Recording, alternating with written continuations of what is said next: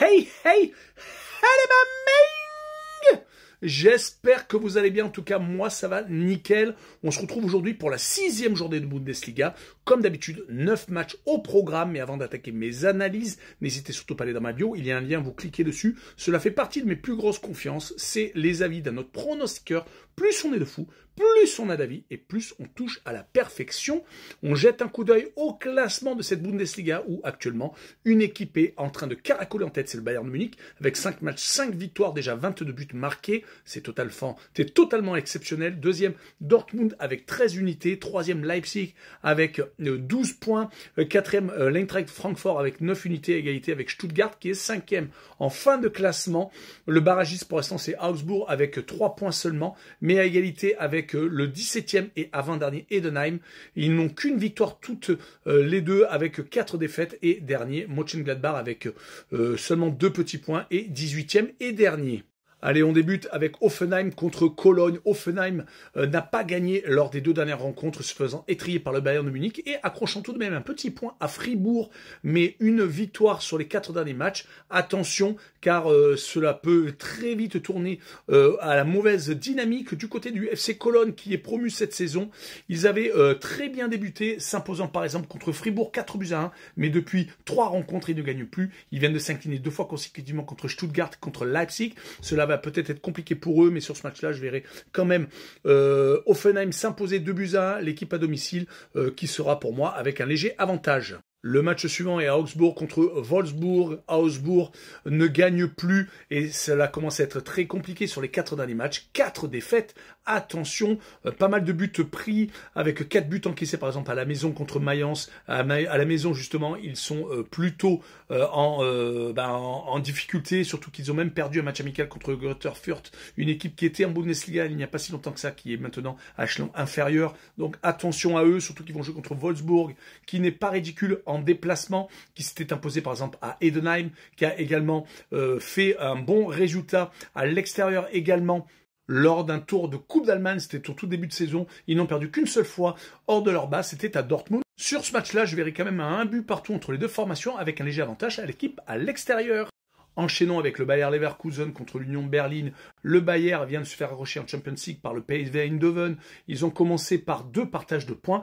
Pour l'instant, donc avec 2 points, ils se retrouvent classés dans les dernières places de cette C1. En championnat, ils restent sur des résultats intéressants. Une victoire à St. Pauli, des victoires contre Francfort et un match nul contre Mönchengladbach. C'est une formation qui n'est plus aussi forte que les deux derniers exercices où ils avaient quand même pas mal de cadres comme Xhaka, comme Frimpong qui sont partis. À chaque fois, je le répète, mais c'est très important. Ils ont renouvelé leur effectif. Ils vont espérer prendre 3 points contre l'Union Berlin qui, de son côté, a fait 0-0 lors de la dernière réception contre Hambourg, mais qui reste sur des matchs très intéressants, comme par exemple la victoire à Francfort, mais qui est encore sur des loupés totales, comme la défaite 4-2 à la maison contre Hoffenheim. Sur ce match-là, je verrai bien une victoire du Bayer Leverkusen à la maison 2-1 et je verrai la double chance 1N au cas où on ne sait jamais et le plus de 1,5 but sur le match. On poursuit avec un des grands classiques allemands, Dortmund contre Leipzig. Dortmund, sur les derniers matchs, est vraiment dans une très grosse forme. Un 4-1 contre l'Athletic Bilbao également. Un match nul, 4 buts partout, excusez-moi, contre la Juve. Donc quand même 8 buts marqués sur les 2 matchs de Champions League. Ce n'est quand même pas négligeable. En Bundesliga, il reste sur 3 victoires consécutives contre Mayence, Wolfsburg et contre Heidenheim. Ce n'était pas obligatoirement des gros bras, mais quand même, il fallait quand même le faire. Du côté de Leipzig, écoutez, une victoire à Wolfsburg, rappelons qu'ils ne participent pas à la Champions League et que la saison dernière, ils avaient été d'ailleurs ridicules dans cette C1, ne gagnant qu'une seule fois et perdant toutes ces autres rencontres, assez compliquées quand même.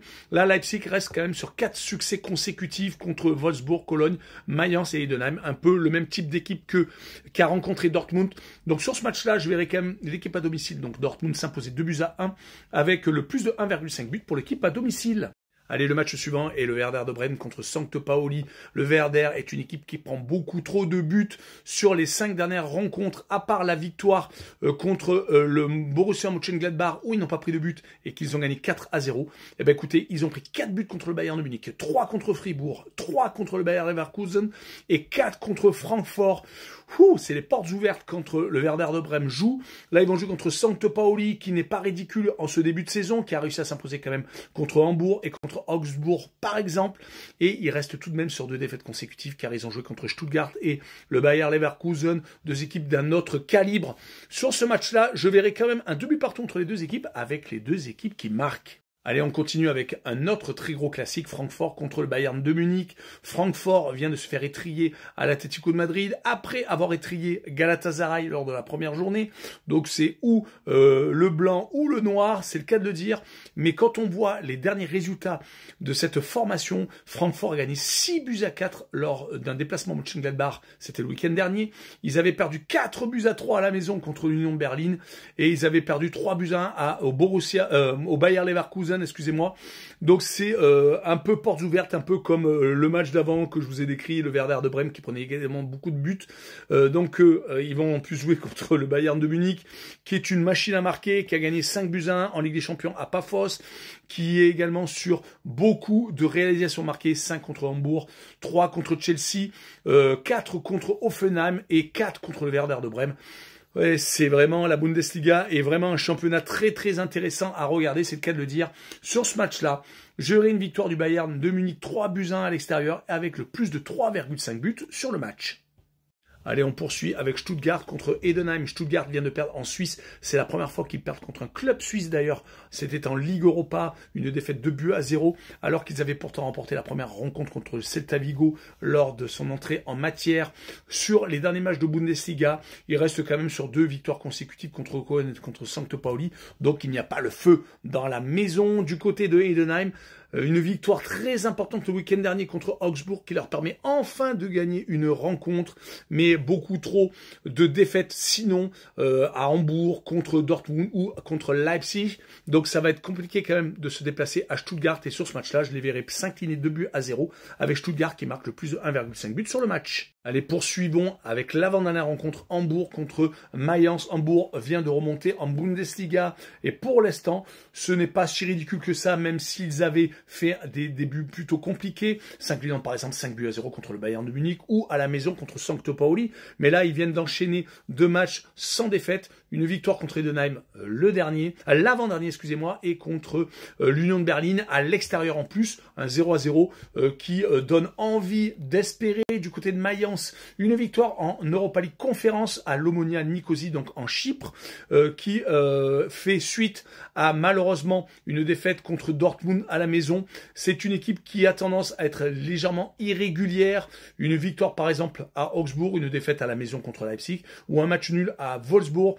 Donc c'est voilà. Ou un peu de tout. Voilà, il y a un peu de tout. On va plutôt faire ce raccourci. Sur ce match-là, je verrai quand même un 0-0 entre les 2 formations avec le match nul et peut-être un petit avantage pour l'équipe à l'extérieur. Et on finira avec Mönchengladbach contre Fribourg. Mönchengladbach ne s'en sort pas, c'est le cas de le dire, car ils sont actuellement derniers avec 2 petits matchs nuls et 3 revers du côté de Fribourg. C'est plutôt moyen, 8e place avec 2 victoires, 1 nul et 2 revers.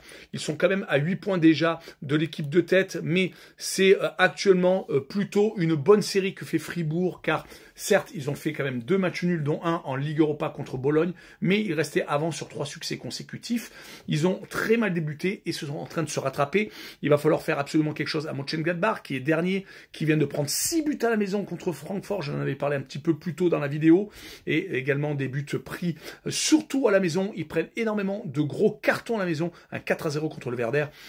C'est plutôt compliqué. Ils avaient pourtant gagné un match amical pendant la dernière trêve internationale contre Schalke 0-4. Mais cela n'a pas réveillé l'essence et la motivation. Sur ce match-là, je verrai Fribourg s'imposer 2-1 en déplacement. Et je verrai un léger avantage donc pour l'équipe à l'extérieur. Voilà, tchou les bambing!